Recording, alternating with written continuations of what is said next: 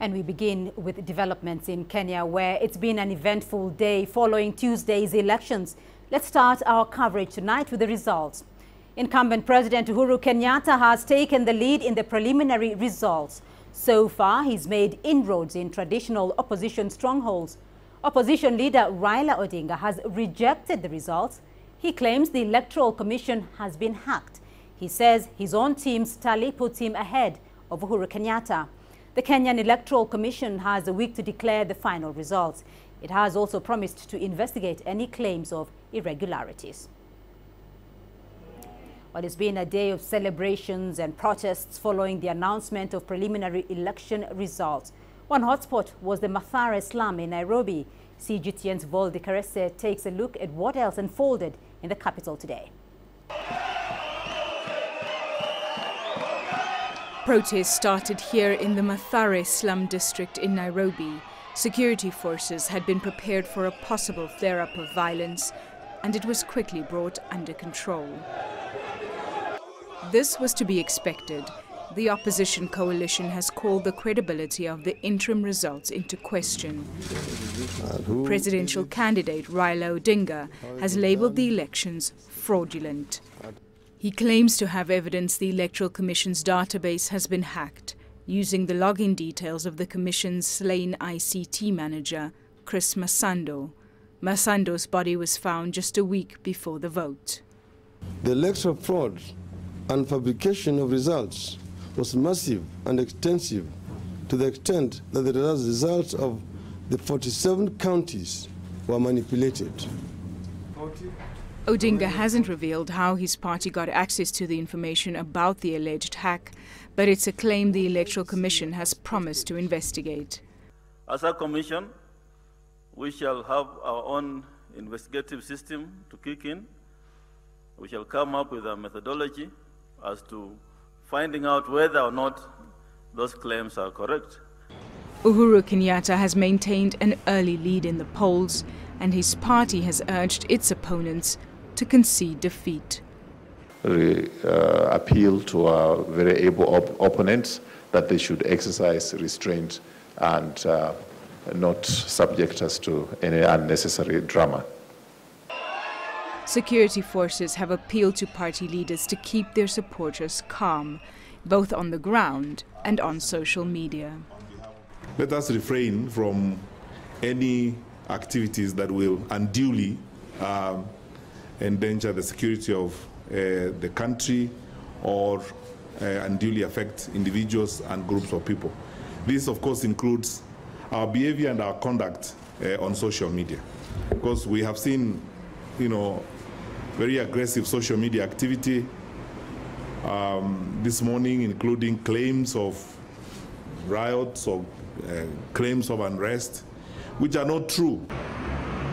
Many Kenyans fear a repeat of the violence that erupted after disputed polls 10 years ago. For now, most parts of the capital are calm as the country awaits the final results. Voldi Karese, CGTN, Nairobi, Kenya. Let's get you the very latest now on the election results in Kenya and the aftermath. Our reporters are on the ground all over the country, and I'm joined live from Nairobi by Robert Nagila and Alexandria Majala. She's joining us from Kisumu. First, Robert, to you. Can you talk us through the very latest from the Electoral Commission and the results there? Very good evening to you, Beatrice. Well, we are now at a very critical juncture in this electoral process. As I speak, I think less than 2,000 polling stations results are yet to be received, but this is still a preliminary stage. The final results will be released by the Electoral Commission after they've agreed upon the results which have been verified with all parties concerned.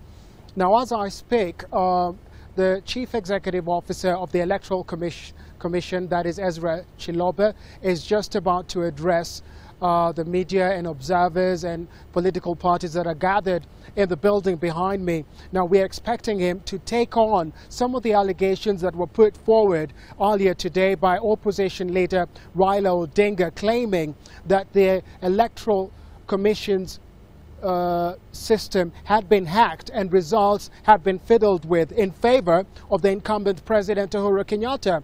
Now, of course, they said earlier that they would look into this claim, but we're now expecting him to address those allegations head on.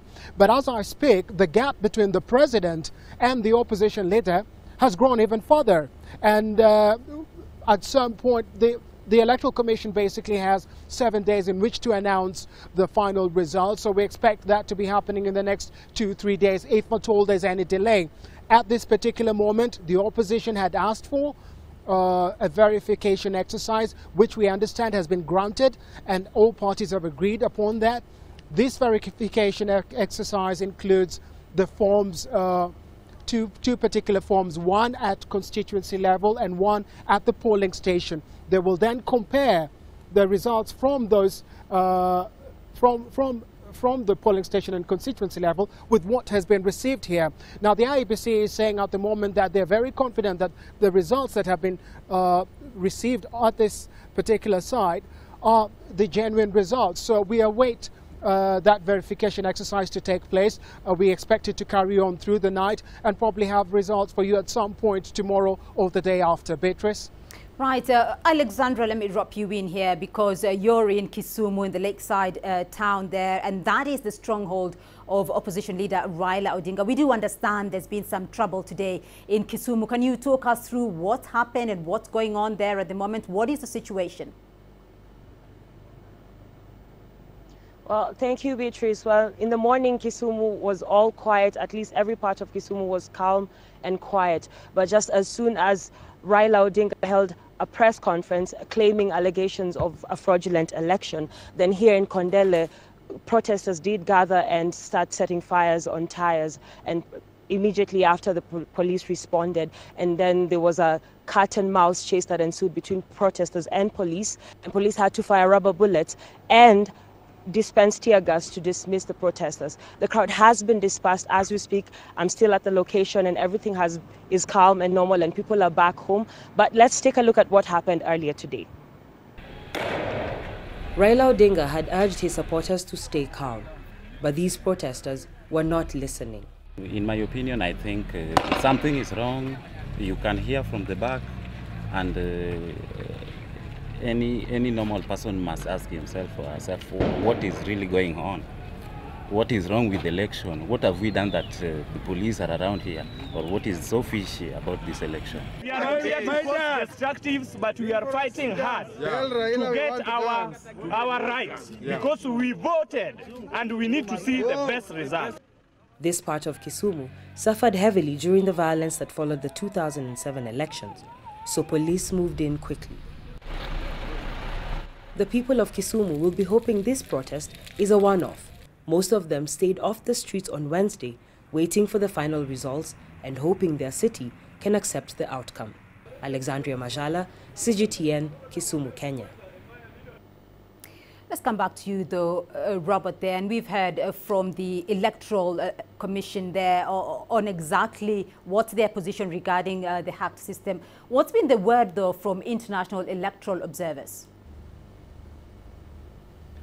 Well, I spoke to, or rather, Thabo Mbeki, the AU Commissioner Observer Chairman, addressed the media earlier. Now, he said that up until this point, as far as they were concerned, the election process had been very smooth, free, fair, credible, and was urging the Electoral Commission to now come out and explain to the Kenyan population the process of how this tallying process was ongoing and basically how they were carrying out this tallying process. Now, this, of course, involves the two forms in question that I was talking to you about earlier at the constituency level and at the polling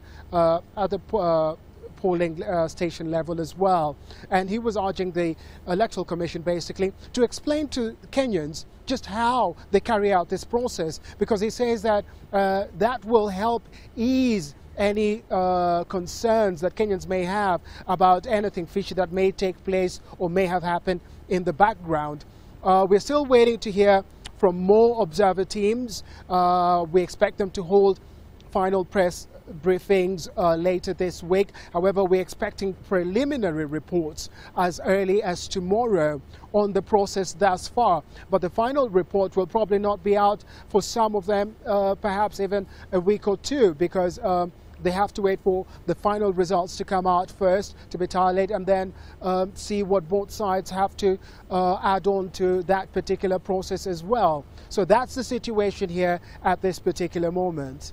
Well, Robert and Alexandria, do stay with us for just a moment, as we will be returning to you. Just stay put there. And as Robert has just mentioned, the head of the African Union Observer Mission is calling on Kenyans to be patient. Thabo Mbeki says the Electoral Commission needs time to complete its work. All of us need to wait until this account has been given, because I don't know, I haven't heard what the opposition says, on what basis the complaint would be. Let's wait, because as I say, and I can say this personally from the polling station where I was. I went there when the polling station opened in the morning.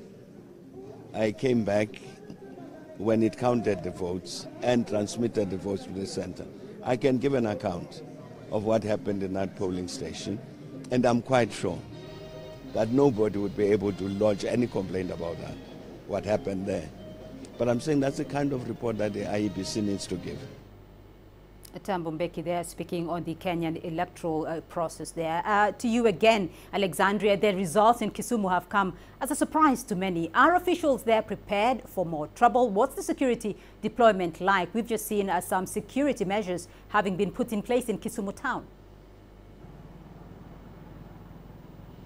I think from the quick response from the police earlier on today, I would say the officials are properly prepared for any eventuality. And you cannot drive down any street without seeing a truck filled with officers and smaller patrol cars doing their rounds. Now, earlier on today, like I said, the streets were empty. But as of now, traders have started trickling back in, and they're selling their wares, trying to make up for the time lost between today and yesterday when their businesses were shut down. So it seems that slowly things are getting back to normal, and the police are giving people confidence to come back to the streets and live their lives and just go on about their business as usual. Beatrice? Right, Alexandria Majala there joining us from Kisumu, and Robert Nagila joining us from Nairobi. To you both, thank you.